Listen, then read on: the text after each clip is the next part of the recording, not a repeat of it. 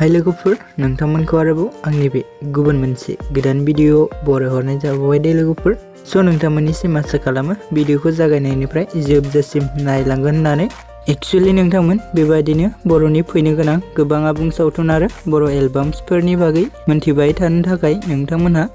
गिबियावनो आंनि गोदान चेनेलखौ साबस्क्राइब खालामना खाथियावनो थानाय बेलनि आइकनखौबो अल प्रेस खालामना लाबानो जाबाय दे लोगोफोर जाहाथे नोंथांमोना आंनि गोदान भिडिअनि नटिफिकेशनफोरखौ बयनिख्रुइबो सिगांग्रो मोननो हायो दे लोगोफोर स' नोंथांमोनाथ' मिन्थिखाबाय जानांगौ दिनै आं मा भिडिअनि सायाव आपडेटखौ लानानै फैदों भिडिअनि टाइटेल एबा थाम्बनेइलाव नायनानैनो स' नोंथांमोन भिडिअफोरा माबा मोनसे गोरोन्थिफोर जालाङोब्ला नोंथांमोना गिबियावनो निमाहा होबानो जाबाय दे लोगोफोर एक्चुअली लोगोफोर आं दिनै एसबी सेरोग्राफी एन्ड प्रडाक्शन बेनारनि आन्डाराव फैनाय मोनसे आबुं मिउजिक भिडिअनि सायाव आपडेटखौ लानानै फैदों दे लोगोफोर एक्चुअली नोंथांमोन बे अफिशियेल मिउजिक भिडिअनि टाइटेलानो जाहैबाय फेले बार दे लोगोफोर स' लोगोफोर जाय बिथांमोना बे फेले बार आबुं मिउजिक भिडिअखौ दासिमबो जुदि नायाखै एबा नुवाखै अब्ला आंनि चेनेलनि गेजेरजों नायनो हागोन दे लोगोफोर स' नोंथांमोन दानिया फैदो दे जों बे अफिशियेल मिउजिक भिडिअ गुबै सोरनि फाव खालामनायखौ नुनो मोन्दोंमोन एसे मिथिना लादों दे लोगोफोर एक्चुअली लोगोफोर बे मिउजिक भिडिअ जों